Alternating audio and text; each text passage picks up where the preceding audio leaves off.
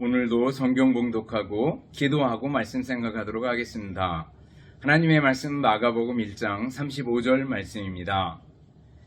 새벽 아직도 밝기 전에 예수께서 일어나 나가 한적한 곳으로 가서 거기서 기도하시더니 아멘. 기도하겠습니다. 사랑과 은혜가 풍성하신 하나님 아버지 감사를 드립니다.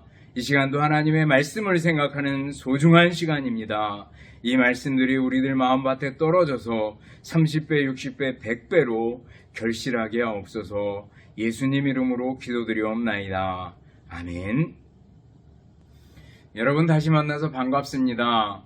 지난 한 주간을 돌이켜보면서 감사할 일들은 어떤 것들이 있는지를 생각하고 말씀을 생각할 수 있기를 바랍니다. 감사는 우리에게 훈련이 되고 또 습관이 되어야 합니다. 우리가 움직일 수 있고 말할 수 있고 일할 수 있고 먹을 양식이 있고 서로를 대할 수 있고 또 예수님 믿고 산다는 것 자체가 찬송하고 예배할 수 있다는 것 자체가 얼마나 감사한 일인지 모릅니다. 여러분들 감사하는 마음 가지고 살아가며 감사하는 마음으로 오늘 말씀을 대할 수 있기를 바라겠습니다. 우리가 마가복음을 공부하고 마가복음을 강의하는데 이것은 예수님을 더 많이 알고자 하는 노력의 일환입니다.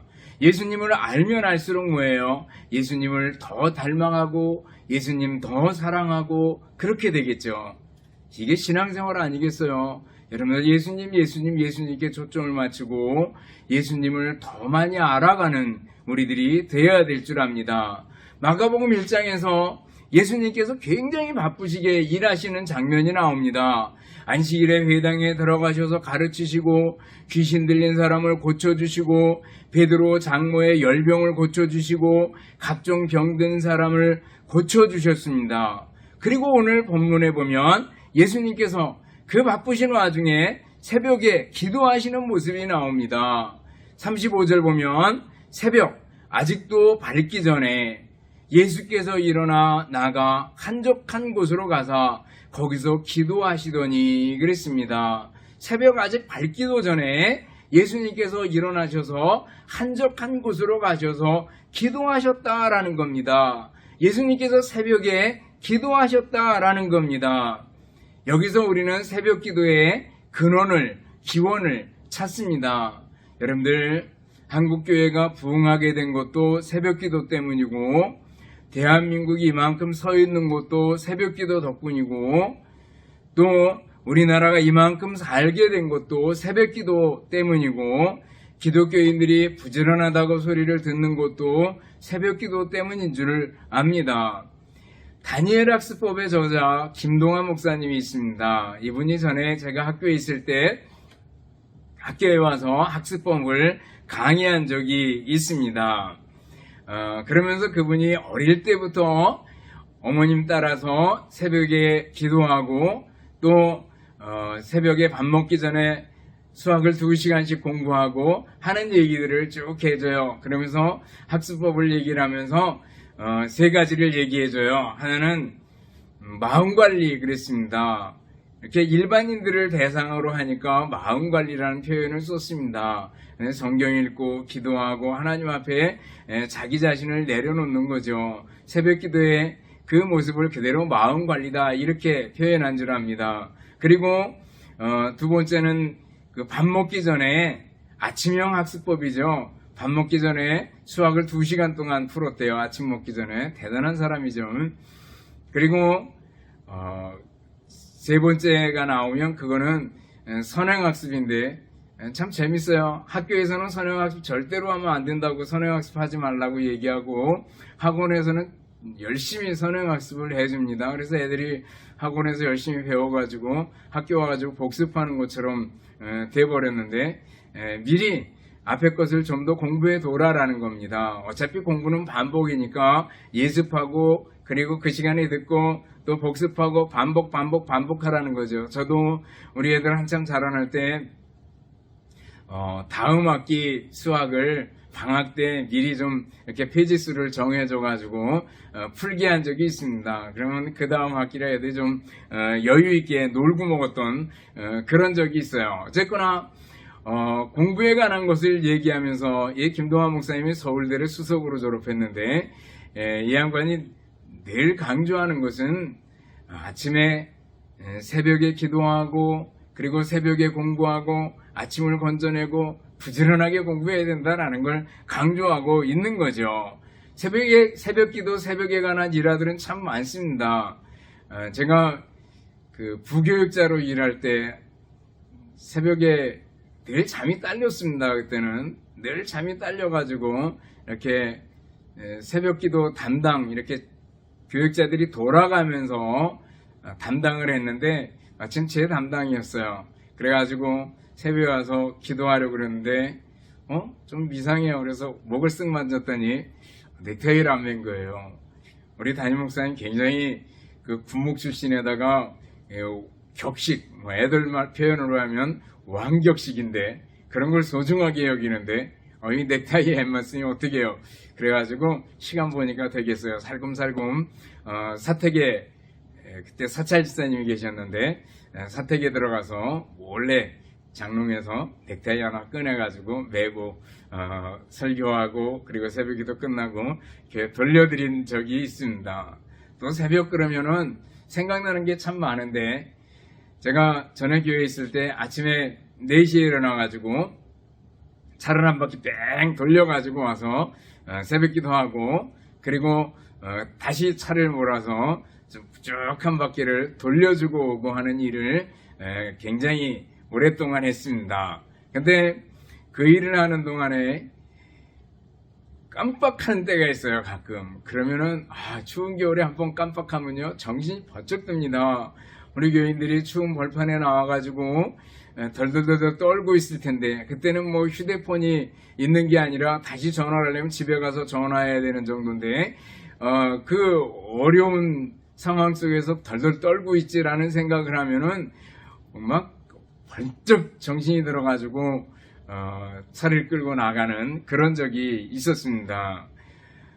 한 번은 우리 권사님 한 분이 한 번은 나한테 와가지고 좋은 소식을 전해줘요. 목사님 우리 딸이 시집갑니다. 잘 됐네요. 전사님한테 갑니다. 그래요. 더 잘 됐네요. 그랬죠. 이제 저랑 동병상련이 되잖아요. 그래가지고 잘 됐다 그랬더니 나를 많이 쳐다봐요. 왜 그렇게 쳐다봐요? 그랬더니 전도사하고 목사하면 새벽 기도해야 되잖아요. 그러는 거예요. 새벽 기도하는 게 얼마나 어려운데 그 일을 해야 되는데 이렇게 하면서 저를 많이 쳐다보시는 거예요. 그래서 그렇지 않아요. 그것도 자꾸 하다 보면 재밌어요. 재미도 있고 또 새벽에 기도하다 보면 또 힘도 나잖아요. 그리고 이렇게 권사님을 이렇게 달래준 적이 있습니다. 여러분들 새벽 기도하는 거 자체가 어때는 어려울 수 있습니다. 마틴 로이드 존스 목사님은 설교에 대단히 설교를 잘하는 분입니다. 우리 설교자들의 선생님격인 그 목사님인데 그분이 얘기하면서 그래요. 설교는 항상 쉬웠다. 그런데 기도는 항상 어려웠다. 이렇게 얘기합니다. 정말 누구에게나 기도는 어려운 거지만 그렇지만 예수님께서는 기도하셨고 기도하라고 하셨고 또 기도를 가르쳐 주시기도 하고 비유들을 들어주시고 그러면서 기도하라고 하시잖아요. 여러분들 우리가 새벽에 관한 여러 가지 일화들이 있겠지만 중요한 것은 새벽에 기도하는 거고 우리가 기도하는 것이 중요하다라는 거예요. 그럼 좀 더 구체적으로 예수님께서 왜 새벽에 기도하셨을까라는 걸 살펴봅시다. 하나는요. 너무 바쁘셨기 때문에 그래요. 너무 바쁘셨어요. 마가복음 1장만 쭉 훑어봐도요. 예수님께서 늘 사람들을 이렇게 함께 있었고 병자들을 고쳐주시고 또 귀신 들린 자를 고쳐주시고 베드로 장로의 열병을 고쳐주시고 그랬더니 수많은 사람들 수많은 병자들이 예수님께로 몰려옵니다. 예수님이 안 보이면 예수님이 어디 계시냐 그러면서 찾아다닐 정도로 사람들이 많이 몰려왔습니다. 그래서 새벽밖에는 따로 시간을 낼 수 없어서 새벽에 한적한 곳에 가서 기도하시는 모습을 보게 됩니다. 여러분들 우리는 여기서 뭘 배울 수 있습니까? 바쁘다고 핑계해서는 안 된다라는 거예요. 기도하는데 혹은 새벽 기도하는데 바쁘다고 핑계하면 안 된다라는 거예요. 바빠도 뭐예요? 밥 먹잖아요. 바빠도 뭐예요? 아프면 병원에 가잖아요. 바빠도 자기가 해야 할 일은 하잖아요. 바빠도 텔레비전 드라마에 한번 빠지면은요, 헤어나지 못하고 그걸 매일 보게 됩니다. 그래서 전 드라마를 아예 끊어버렸어요. 그랬더니 어떨 때는 그 배우들 얘기를 하면은 이렇게 먹통이 될 때가 있습니다. 그래도 시간을 너무 많이 뺏기는 것 같아서 드라마를 그냥 이야기로 훑어보고 그냥 말아버렸어요. 너무 많이 묶이는 거예요. 여러분들 바쁘다고 핑계하지 마시기 바랍니다. 바빠서 기도하지 못해요. 이렇게 얘기하지 마시기 바랍니다. 예수님께서는 바쁘기 때문에 새벽에 일어나서 기도하셨다라는 거예요. 또 예수님께서 왜 새벽에 기도하셨는가? 새벽, 일을 시작하기 전입니다. 새벽, 하루를 시작하는 그 시간입니다. 그 시간에 하나님께서 예수님께서 기도하셨다라는 거죠. 여러분들 예수님께서 일을 시작하기 전에 기도하신 부분이요, 생애 속에 참 많이 나타납니다. 예수님께서 공생애를 시작하시기 전에 40일 동안 광야에 나가서 금식하며 기도하십니다. 예수님께서 십자가를 지시기 전에 겟세마네 동산에서 기도하십니다. 아니 바로 전에 최후의 만찬을 마치고 제자들에게 여러 가지 설교를 해주시고 그 중간에 예수님께서 대제사장적인 기도를 해주십니다. 요한복음 17장입니다. 바로 이것도 십자가를 지시기 전에 큰 일이 다가오는 그 시점에 예수님께서 기도하셨다라는 거예요. 예수님께서 새벽에 기도하셨다라는 것은요, 일을 시작하기 전에 기도하신 겁니다. 우리가 여기서 힌트를 얻을 수 있잖아요. 우리도 일을 시작하기 전에 기도하는 것이 중요하구나. 하루를 시작하기 전에 기도하는 것이 중요하고, 일주일을 시작하면서 기도하는 것이 중요하고, 한 달을 시작하면서 기도하는 것이 중요하고, 또 1년을 계획하면서 기도하는 것이 중요하다라는 것을 우리가 알 수가 있습니다. 여러분들 큰 일을 앞에 두고 기도하는 사람 될 수 있기를 바랍니다. 입학을 앞두고 기도하고, 우리 학생들 제가 학교에 있을 때 늘 시험지 앞에 놓고 기도해라 라는 얘기를 해줬습니다. 그리고 중간고사나 기말고사 때가 되면 제가 전체적으로 이렇게 아침에 기도해주고 시험에 임할 수 있도록 해준 기억이 있습니다. 여러분들 군대에 입대를 앞두고 기도하고, 취업을 앞두고 기도하고, 결혼을 앞두고 기도하고, 혹은 개업을 앞두고 기도하고, 아니 여행을 앞두고 기도하고, 큰 일을 앞에 두고 기도하고, 작은 일을 앞에 두고 기도하고, 기도하는 우리들이 돼야 될 줄 압니다. 무시로 깨어서 기도해야 되는데, 특별히 일을 시작하기 전에 새벽에 기도하셨다라는 걸 우리가 배우면서 우리들도 이 일을 시작하기 전에 기도하는 우리들이 되어야 하겠습니다. 또 새벽에 기도하셨다라는 것은요, 우리가 기도의 강조점을 한번 주면은요, 기도의 중요함을 예수님께서 우리에게 일러주시려고 새벽에 기도하신 겁니다. 기도의 모범을 보여주신 겁니다. 예수님은 성자 하나님이십니다. 굳이 기도하지 않아도 되시는 분이 성부 하나님께 아뢰고 기도하고 교제하고 그렇게 하신 이유는 뭡니까? 기도가 중요하다. 기도를 통해서 이야기하고, 기도를 통해서 교제하고, 기도를 통해서 소통하는 것이 중요하다라는 거죠. 하나님과의 소통이 기도일진데, 하나님과 이야기하는 것이 기도일진데, 기도해야 된다라는 거예요. 기도하는 것을 중요하게 생각하시고, 기도의 중요성을 가르쳐 주시려고 예수님께서 새벽에 한적한 곳에 가셔서 기도하시는 것을 보게 됩니다. 그렇다면 우리들은 어떻게 해야 돼요? 기도하는 사람들이 돼야 됩니다. 우리들도 기도해야 됩니다. 복음성가 있잖아요. 오늘 집을 나서기 전 기도했나요? 오늘 받들은 종위에 호소했나요? 기도는 우리의 안식, 빛으로 인도하리. 앞이 캄캄할 때 기도 잊지 마세요. 기도해야 된다는 거예요. 마음의 분노 가득할 때 기도했나요? 나의 앞길 막는 친구 용서했나요? 어려운 시험 당할 때 기도했나요? 주가 함께 당하시면 능히 이기리. 나의 일생 다 가도록 기도하리라. 주께 맡긴 나의 생에 영원하리라. 기도하고 또 기도하는 우리들이 되어야 될 줄 압니다. 여러분들, 우리가 점점 시간이 들면서 나이가 들어가고 그리고 더 늙어갈 텐데 우리가 끝까지 할 수 있는 건 뭐겠어요? 기도라고 생각이 됩니다. 기도하는 사람들이 되고 성전에서 날마다 기도하다가 예수님을 만난 시므온과 안나 할머니 할아버지처럼 늘 기도에 힘쓰는 우리들이 돼야 될 줄 압니다. 그러면은 예수님께서 새벽에 기도하셨는데 그 새벽 기도는 어떻게 하셨을까 한번 생각해 보셔요. 새벽에 기도하셨다라는 것은요, 새벽 그 자체가 간절성을 포함하고 있습니다. 간절히 기도하셨다라는 걸 우리는 알 수 있습니다. 본문 자체에 간절히 기도하셨다 이건 없지만 예수님의 생애 전체를 보면 특별히 겟세마네 동산에서 기도하시는 장면을 보면 얼마나 간절히 기도하셨든지 땀에서 피가 배어나올 정도로 간절히 기도하시잖아요. 여러분들, 우리들도 기도할 때 어떻게 기도해야 돼요? 간절함으로 기도해야 됩니다. 기도에 간절성이 필요하다라는 거예요. 그래서 예수님께서 비유들을 들어주셔요. 누가복음 11장에 보면 벗의 떡강청 비유가 있습니다. 밤에 친구가 찾아와서 내게 먹을 것, 떡, 빵을 좀 달라 이렇게 얘기합니다.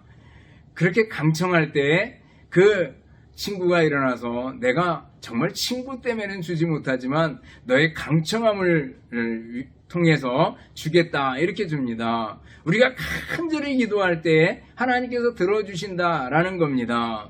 또 불의한 재판관과 과부의 비유도 마찬가지죠. 그 재판관이 불의한 재판관입니다. 재물을 돈만 밝히는 그런 사람입니다. 그럼에도 불구하고 뭐예요? 억울한 과부가 간청하는 것 때문에 낙심하지 않고 계속해서 내 원한을 풀어달라고 호소하는 것 때문에 그 과부의 요청을 들어주는 것을 볼 수가 있습니다. 그러면서 예수님 뭐라 그래요? 항상 기도하고 낭망치 말아라 이렇게 말씀해 주시는 것을 볼 수가 있습니다. 항상 기도하고 낭망하지 말아라. 하나님께서 오래 참으시겠느냐? 그 원한을 들어주시지 않겠느냐? 속히 들어주시지 않겠느냐? 이렇게 말씀해 주시는 걸 볼 수 있어요. 여러분들, 우리들이 기도할 때 간절히 기도해야 됩니다. 예수님께서 마태복음 6장에 보면 바리새인들의 기도와 금식과 구제를 지적해 주잖아요. 그들을 잘못한 게 뭐예요? 당시 사람들에게 많이 존경받고 있었습니다. 나름대로 하나님 잘 섬겨보자, 분리해서 섬겨보자. 그래서 바리새, 페리시 이렇게 나간 거 아니겠어요? 근데 그들이 예수님께 엄청 야단 맞은 이유가 뭐예요? 사람에게 보이려고. 그러다 보니까 외식에 빠지고 형식주의에 빠져버렸던 겁니다. 사람에게 보이려고 기도했어요. 간절성이 없어요. 사람에게 보이려고 했기 때문에 시간 보다가 나가서 사거리에 가서 두 손 들고 기도했어요. 사람들이 볼 때 기도 많이 한다 그러지만 실제적으로 뭐예요? 사람들에게 보이려고 했다라는 거예요. 우리들도 사람들에게 보이려고 굳이 새벽 기도할 필요는 없는 줄 압니다. 그렇지만 뭐예요? 간절성을 가지고 기도하는 우리들이 되어야 될 줄 압니다. 간절한 마음 가지고 새벽에 하나님 앞에 기도하는 우리들이 되어야 될 줄 압니다.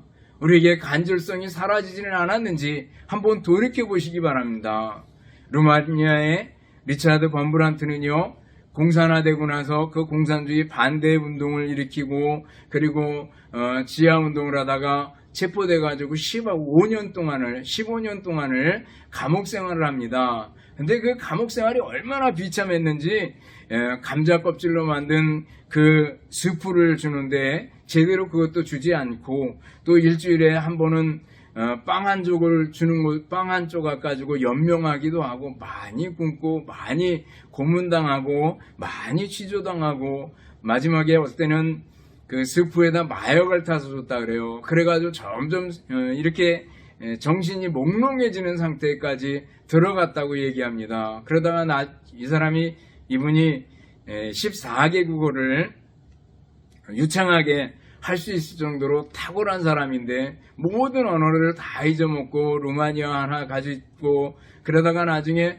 점점 기억력이 쇠퇴돼가지고 주기도문도 다 잊어버릴 정도였다고 얘기를 합니다. 하늘에 계신 우리 아버지요. 그리고 그 다음에 생각이 안 나서 더듬더듬 할 정도까지 돼버렸습니다.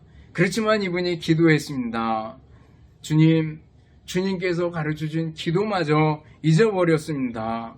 그렇지만 주님, 내가 주님 사랑하는 줄 주님 아시죠? 그러면서 버텨냈고, 그 마약이 중단되고 나서 다시 점점 기억력이 되돌아오게 됐고, 나중에 석방돼 가지고 여러 가지 기독교인들에게 도움을 주는 글들과 책을 많이 썼던 것을 볼 수가 있습니다. 간절히 기도하는, 주기도문조차 잃어버리는 그런 가운데서도 주님을 향해서 간절히 기도했던 범브란트 목사님은 지금도 우리의 귀감이 되는 걸 볼 수 있습니다. 여러분들, 우리들도 어떻게 해야 된다고요? 간절히 기도해야 됩니다. 엘리야는 우리와 성정이 같은 사람이로되 우리와 똑같은 사람이었다는 거예요. 그렇지만 하나님께 기도했더니 비가 멈추고, 기도했더니 비가 오게 됐고, 기도했더니 하늘에서 불이 내렸다라는 거예요. 엘리야의 기도와 우리의 기도 차이가 있다는 건 뭐예요? 우리와 성정이 같은, 우리와 똑같은 사람이지만 다른 게 뭐예요? 간절히 기도했다라는 거죠. 우리들도 하나님께 간절히 기도하는 사람이 돼야 될 줄 압니다. 또 예수님의 기도를 보면 어떤 특징이 있을까? 하나님의 뜻대로 기도했고 하나님의 뜻을 추구하며 기도했습니다. 그리고 주기도문을 우리에게 가르쳐 주시면서 뭐라 그래요? 하늘에 계신 우리 아버지여, 이름이 거룩히 여김을 받으시오며 하나님께 영광 돌리는 거죠. 나라가 임하시며 뜻이 하늘에서 이룬 것 같이 땅에서도 이루어지기를 원합니다. 이렇게 기도하라는 거예요. 하나님의 나라, 하나님의 통치가 우리에게 이루어지기를 기도하고 하나님의 뜻이 그대로 이루어지기를 기도해라, 이렇게 말씀해 주시는 걸 볼 수가 있어요. 예수님께서 겟세마네 동산에서 기도할 때도 뭐예요? 아버지요, 아버지의 뜻대로 이루어지기를 원합니다라는 거죠. 아버지의 뜻대로 이루어지기를 원합니다. 아버지 뜻에 맡기는 것을 볼 수가 있습니다. 우리들도 어떻게 기도해야 돼요? 아버지 뜻이 이루어지기를, 하나님의 뜻이 이루어지기를 기도하는 우리들이 되어야 될 줄 압니다.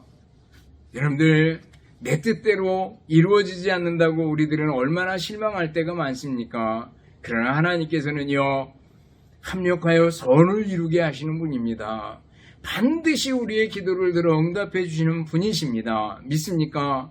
우리가 기도할 때 어떤 때는 즉시 들어주시기도 하고 어떤 때는 기다려라 연기하시기도 하고 좀 우린 답답할 수 있죠. 또 어떤 때는 우리가 기도한 거 들어주시지 않는 것 같을 때가 있습니다. 그렇지만 뭐예요? 하나님께서는 명확하게 정한 시기가 있고 우리가 생각한 것보다 더 좋은 것으로, 크고 비밀한 것으로, 크고 은밀한 것으로 우리에게 응답해 주신다라는 거예요. 너는 내게 부르짖으라 내가 내게 응답하겠고 내가 알지 못하는 크고 은밀한 일을 내게 보이리라 말씀해 주셨잖아요. 여러분들, 하나님의 말씀 믿고 기도할 수 있기를 바랍니다. 구하라 그러면 주실 것이요, 찾으라 찾을 것이요, 문을 두드리라 그러면 너희에게 열릴 것이니 그랬잖아요. 우리가 살아가는 동안에 염려가 얼마나 많습니까? 그렇지만 뭐라 그러셨어요? 아무것도 염려하지 말고 오직 모든 일에 기도와 간구로 너희 구할 것을 감사함으로 하나님께 아뢰라. 그리하면 모든 지각에 뛰어난 하나님의 평강이 그리스도 예수 안에서 너희 마음과 생각을 지키시리라, 이렇게 말씀했잖아요.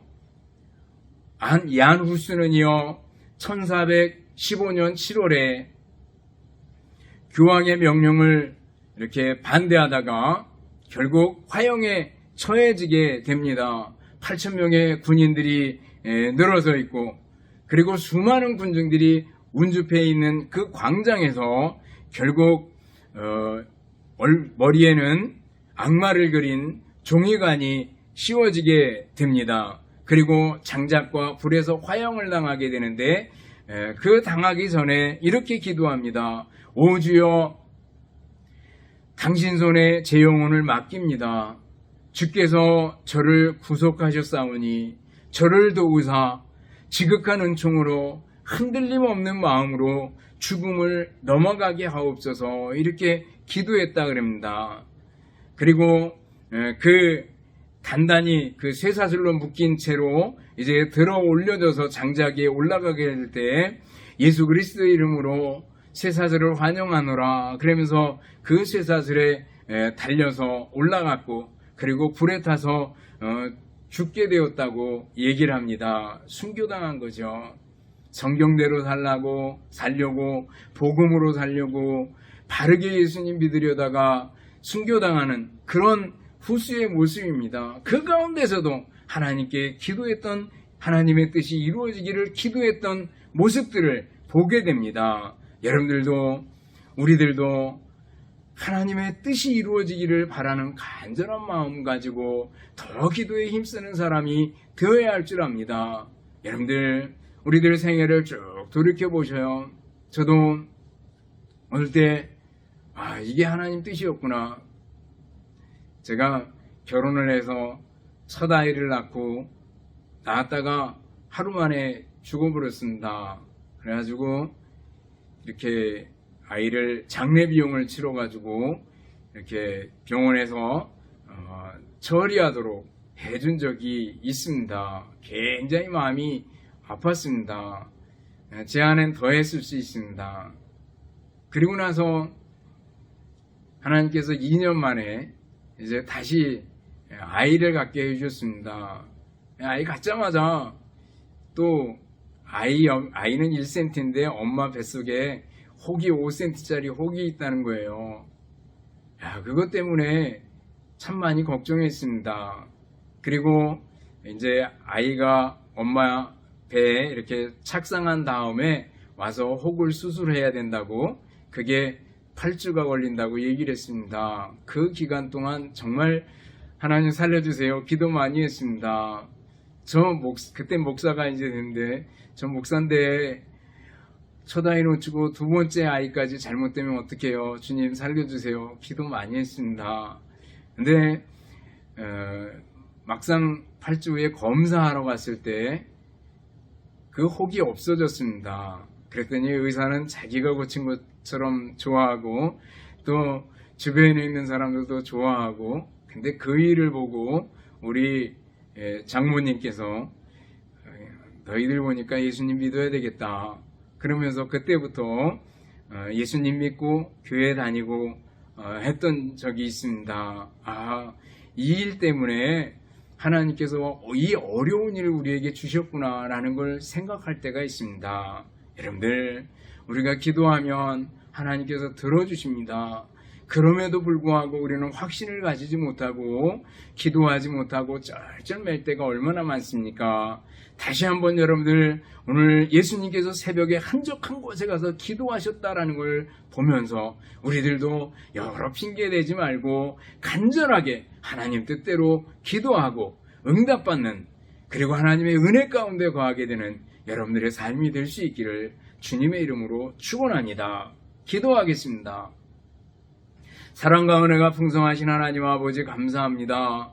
새벽에 기도하시던 예수님 본받아서 우리들도 모든 일들을 시작하기 전에 늘 기도하는 저희들이 되게 해주시고, 간절히 기도하며 또 하나님 뜻을 추구하며 기도하는 저희들이 되게 하여 주시옵소서. 기도와 함께 더불어 살아가는 저희들이 되게 하여 주시옵소서. 예수님 이름으로 기도드리옵나이다. 아멘. 축도하겠습니다. 이제는 우리 주님 예수 그리스도의 은혜와 하나님 아버지의 극진하신 사랑하심과 성령님의 교통하시며 인도하심이 함께 모여 예배드리는, 또 말씀 듣고 실천하기를 원하는 우리 모든 성도들 머리머리 위에와 가정들 위에, 주님의 몸된 교회와 우리나라 민족 위에 이제로부터 영원토록 함께 있을지어다. 아멘.